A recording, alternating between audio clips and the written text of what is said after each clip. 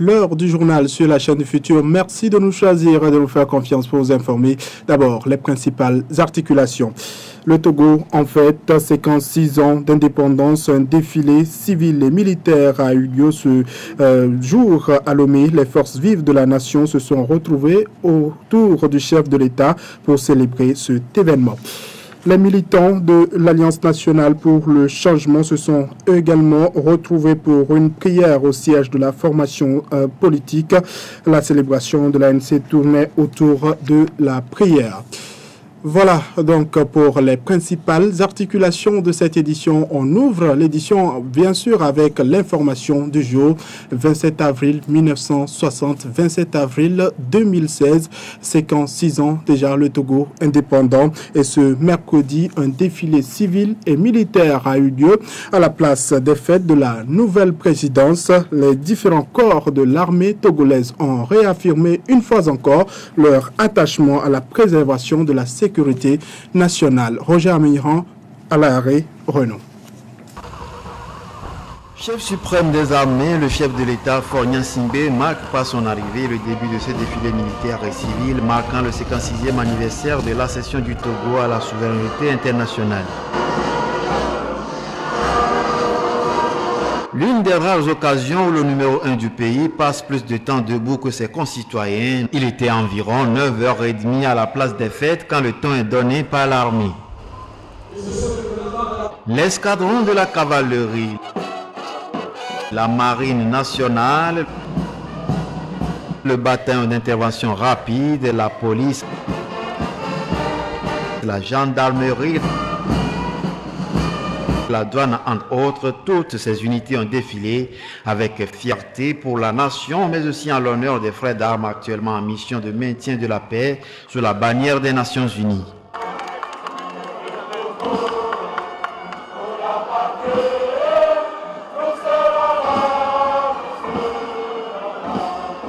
Puis, la partie civile.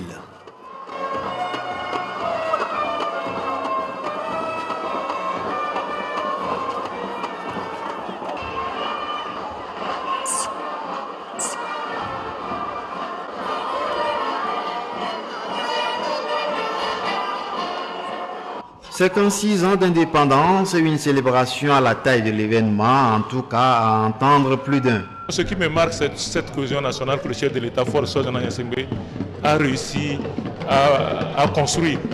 Franchement, vraiment, c'est quelque chose de très réussi. La tolérance, la réconciliation. Aujourd'hui, tous les Togolais parlent d'une même voix. Et le 27 avril est devenu une fête nationale. Et vraiment, c'est pour moi une grande joie. Nous devons remercier Dieu Tout-Puissant pour nous avoir accordé toujours la paix. Nous devons continuer à prier pour que la paix règne dans ce pays, pour que la prospérité et le développement puissent atteindre tous les coins de notre territoire. J'ai trouvé que c'était très très digne et de très bon niveau technique, c'est-à-dire qu'on voyait que le défilé était très ordonné et il montre des forces vraiment très opérationnelles, c'est ce qu'a dit le président. Et deuxième chose, j'ai beaucoup aimé aussi la partie qui était au fond celle de la population togolaise, avec les groupes folkloriques, avec les différentes forces vives. Je trouve que c'est un défilé qui est vraiment un défilé national, à la fois militaire et national. Donc il est bien le reflet du Togo d'aujourd'hui. Mais les défis ne manquent pas. Nous considérons que le gouvernement est dans la bonne voie, mais il faut amplifier cela, donc par un certain nombre de réformes qui puissent de toute façon créer davantage de cléments de confiance pour que nous puissions, en tout cas d'ici les 60 ans, transformer le paysage de ce pays, faire en sorte que, comme le chef d'État lui-même a dit, que la citoyenneté c'est la reconnaissance de l'autre comme soi-même, que tout cela également puisse se faire avec le bien-être partagé, la prospérité partagée. Que le président de la République, Faure Gnassingbé, pense surtout à la jeunesse togolaise pour la bonne marche et pour l'avenir. On espère toujours que le progrès qui est amorcé dans tous les domaines politiques, économiques et surtout social, que ce progrès se poursuive et que finalement chaque Togolais se sente à l'aise dans son pays. Un défi d'abord de développement, de pouvoir faire que le Togo ait une plateforme, une base de développement qui soit solide, avec des services collectifs en ordre de marche, avec des équipements, des infrastructures modernes. Mais vous voyez bien avec les inaugurations actuelles que c'est en bonne voie. Et puis je crois qu'il y a ce défi sécuritaire que le président connaît très bien, c'est-à-dire préserver la stabilité et la sûreté du Togo dans un environnement troublé. C'est un avantage incontestable comparatif du Togo et il faut le préserver. Puis le troisième défi, c'est le rayonnement international et je crois que le sommet du 15 octobre permettra de relever ce défi et de montrer au continent africain et au monde que le Togo est en pleine transformation. L'événement sera clôturé par une réjouissance dans presque toutes les régions du pays. Ce défilé militaire et civil marque certes le point d'orgue de cette célébration, mais si le 56e anniversaire de l'indépendance du Togo m'était compté, j'aurais plus retenu deux importantes choses. D'abord, le lancement de ce chapelet de projets par le chef de l'État au rang desquels le e-village et l'aménagement du 4e lac. Ensuite, cette vague d'inauguration avec à la clé le Radisson Blu Hotel 2 février et l'inauguration bien sûr de la nouvelle aérogare ultra moderne de l'aéroport international Gnassingbé Eyadema de Lomé. Merci à vous, Roger Amiran. Vous avez si bien fait de citer ces événements qui marquent l'accession du Togo à l'indépendance, l'anniversaire donc des 56 ans. On s'arrête maintenant sur l'inauguration de ce complexe hôtelier sur lequel reposent les attentes des autorités togolaises. Le Radisson Blu du 2 février a été inauguré ce mardi dans l'après-midi par le chef de l'État. Un nouveau joyau pour permettre au Togo de répondre aux besoins et exigences dans le domaine. On retrouve Roger Amir. Géant au cœur de Lomé, 35 niveaux, 5 étoiles. Le 2 février d'alors aura fini sa traversée du désert pour refaire peau neuve sous l'appellation Radisson Blu 2 février. Mais il aura fallu au moins 15 ans et celui qui a pu relever ce défi coupe ici le ruban. Près de 45 milliards de francs CFA ont été investis dans la rénovation de ce complexe hôtelier qui, après 18 mois, se configure comme suit. 256 chambres, 64 suites, des restaurants, bars et salles de conférence, entre autres. Au moment où l'hôtel Radisson Blu de février reprend du service, l'on peut se réjouir de constater que le secteur du tourisme, jadis en berne, est aujourd'hui en plein essor. C'est un puissant vecteur de croissance économique et de création d'emplois dans le monde. Pour ce qui est du Togo, le secteur du tourisme qui procure 5 000 emplois directs et 25 000 emplois indirects a généré rien qu'en 2015 plus de 40 milliards de francs CFA, représentant 3% du PIB. Il y a donc un énorme potentiel qui ne demande qu'à être développé. Excellence, Monsieur le Président de la République, en inaugurant ce jour l'hôtel Radisson Blu de février, vous renouez une chaîne qui a été trop longtemps rompue, celle du développement économique et social par le tourisme. Et les premiers signes de cet avantage en faveur de l'économie togolaise sont deux principales manifestations que cet hôtel devrait abriter cette année. En juin, le Forum africain sur l'investissement hôtelier, puis en octobre, le sommet de l'Union africaine sur la sécurité maritime. On reste toujours dans le même registre, mais cette fois-ci, c'est à la plage de Lomé que les militants de l'Union des forces de changement UFC se sont retrouvés ce mercredi pour célébrer les 56 ans d'indépendance du Togo. Ils se sont retrouvés autour de leur leader national, Gilles Chris-Olympio, celui-là qui en a profité pour passer un message important sur la vie du parti, Julien Obim. Ils se sont rassemblés à l'air libre sur la plage de Lomé, signe total de la liberté. Et ce cadre choisi par les militants du parti L'Union des forces de changement, l'UFC, n'est pas fortuit. Tous, militants et leaders, célèbrent le 56e anniversaire de l'indépendance du Togo. Plusieurs troupes ont presté pour rendre la fête encore plus belle.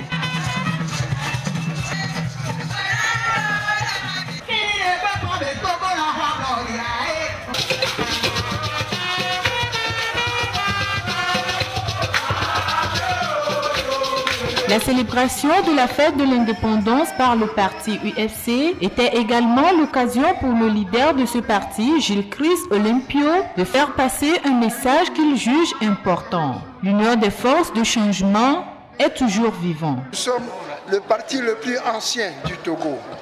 Il y a beaucoup de rumeurs, beaucoup de choses qui circulent. Et tout ce que nous disons, c'est que l'UFC existe. L'UFC a toujours existé et l'UFC existera toujours. Nous sommes la racine de la vie politique au Togo. Il y a des branches qui poussent à gauche, il y a des branches qui poussent à droite, mais l'essentiel, c'est que l'UFC, qui est la mère de cette organisation politique, est toujours là. Le premier responsable de l'Union des forces de changement annonce sa prochaine sortie sur l'étendue du territoire pour la mobilisation des populations sur les prochaines élections locales. Il invite alors ses militants à plus d'ardeur pour faire du Togo un pays épanoui.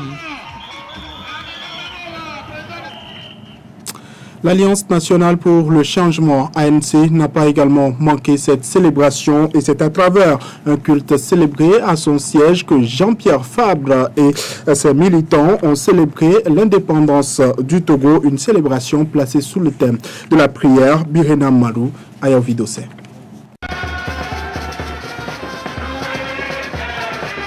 Comme un seul homme responsable, sympathisant, militant et ami de l'Alliance nationale pour le changement, célèbre ainsi les 56 ans de l'indépendance du Togo. Une célébration placée sous le signe de la prière. Et tous unis dans la prière, ils ont imploré la grâce divine sur le Togo. Dans son message tiré du livre d'Ésaïe 60, versets 1 à 5, le célébrant appelle chacun à prier continuellement pour que le Togo soit éclairé par la lumière divine. Des nations marchent à ta lumière. Et du coup, là sur le Togo, du coup, là sur le Togo, là sur le Togo, quelqu'un nous est des rois à la clarté de des rayons. Et si on boit là, on le Togo, là sur le Togo, mais maou quelqu'un que clé de Togo qui a là où on là ici on boit aujourd'hui. Présents à cette célébration, les militants n'ont pas manqué de manifester leur joie, puisque pour eux, au-delà de ce que pensent les autres, cette célébration a été un succès. Je crois que les réactions de tout un chacun démontrent que c'est une réussite. Le culte s'est bien passé et la grâce serait sur le Togo. On était ensemble avec notre président et ça a été très merveilleux. On était très contents. On l'a célébré à notre manière, à la façon dont nous l'avions pensé. La remise du tout premier drapeau signé par Sylvanus Olympio à Jean-Pierre Fabre, chef de file de l'opposition, a été le fait marquant de la célébration du 27 avril par l'ANC. On va rester toujours dans le même registre, mais cette fois-ci en sport et particulièrement football, avec la grande finale de la Coupe de l'Indépendance qui s'est disputée ce mercredi au stade municipal de Lomé, face à face, Koroki de Tchamba et l'AS Togoport de Lomé. Un match hautement disputé avec les deux clubs et le grand public qui a fait nombreux le déplacement du stade, qui a assisté donc à un beau spectacle. Koroki a été mené dès la 32e minute et est revenu au score à la 51e minute. Les tirs au but ont sacré la victoire de Koroki avec un score de 5 tirs contre 4. On écoute maintenant les interventions des deux entraîneurs, notamment Aïvier Kwevi de l'AS Togoport et Alarou Aikoro de Koroki. J'ai dit aux joueurs de poser le ballon, de le circuler, de priver l'adversaire du ballon. C'est à ce seul prix qu'on peut faire la différence. Mes joueurs, je leur ai dit que vous n'avez pas la pression. Parce que sur 5 coups, vous avez gagné 4. C'est à Koroki la pression. Donc, je leur ai dit de jouer libre, sans complexe. Et c'est ce qui s'est passé au finish. Koroki a cherché les tirs au but. Nous sommes allés, ils ont gagné. La plus grosse coupe de l'année, la perdre, je suis plus que déçu. C'était la disposition tactique de la défense.